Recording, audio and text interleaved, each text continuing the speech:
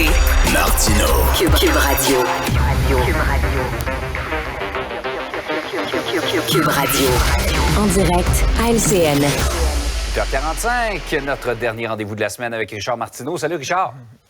Salut, c'est fini, c'est réglé, le chemin Roxane, c'est tout. Oui.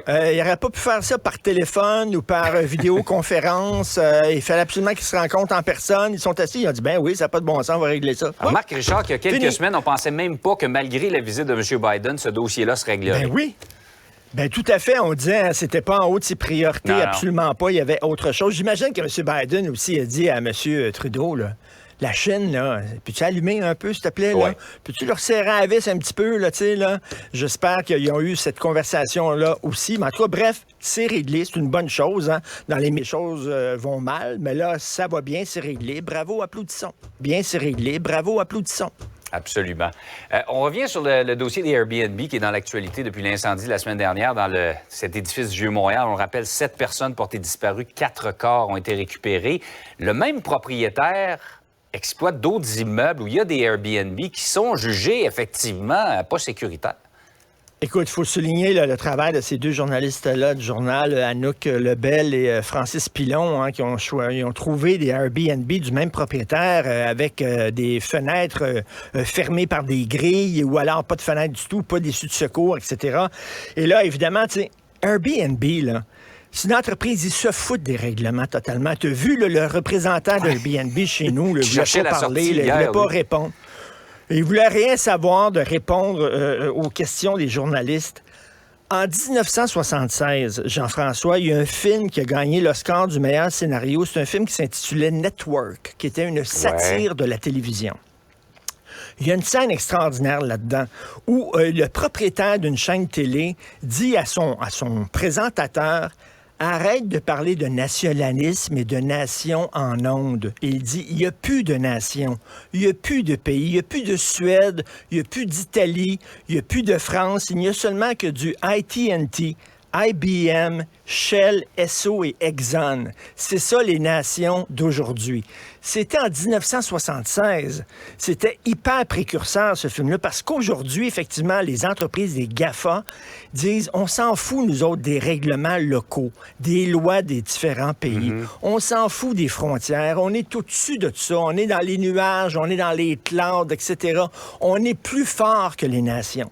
Et là, tu vois les nations qui essaient de les mettre au pas, les Airbnb de ce monde, les Uber, les Facebook, les Google et tout ça. Eux autres s'en foutent. On ne paiera pas d'impôts, on ne respectera pas vos règles. Et ça devient un sacré problème, là.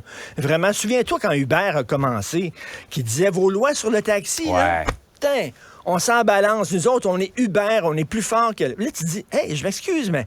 On est au Québec, on est au Canada, il y a des lois, il y a des règlements. C'est pas toi qui vas faire la... Mais là, c'est eux autres maintenant qui, pour prendre un anglicisme, call les shots.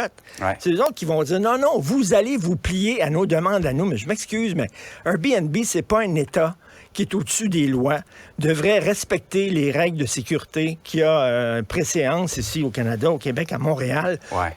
Et quel culot et quelle outrecuidance de ces gens-là, de ces entreprises. Outrecuidance, c'est un beau mot, ça, ce matin. Outrecuidance. Non, mais belle façon de dire qu'il n'y a personne qui est au-dessus des lois, effectivement. On comprend le message. Tout à fait. Par ailleurs, je sais que ça te fait toujours réagir, les dépenses de notre gouverneur général, c'est un voyage qui vaut son pesant d'or en Allemagne.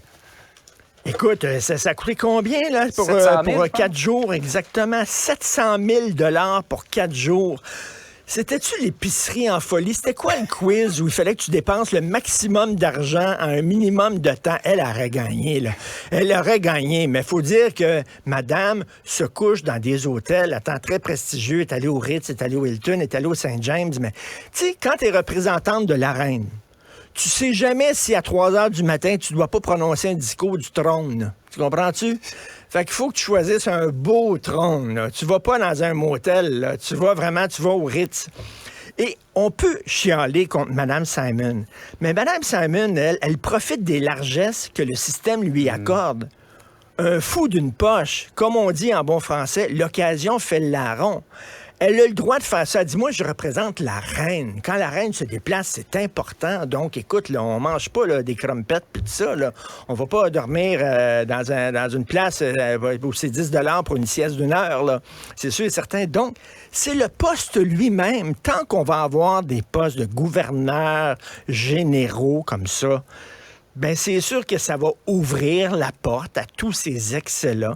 Donc, il faut voir là au-delà. Tu sais, elle, c'est l'arbre qui cache la forêt, Mme Simon. Ouais.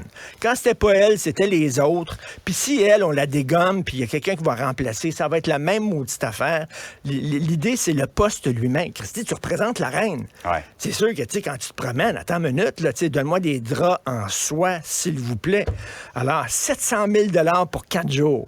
Wouh! Comme on dit, ça, rien de trop beau pour la classe ouvrière. Richard, exactement. Passe une belle fin de semaine. Bon week-end. Cube Radio.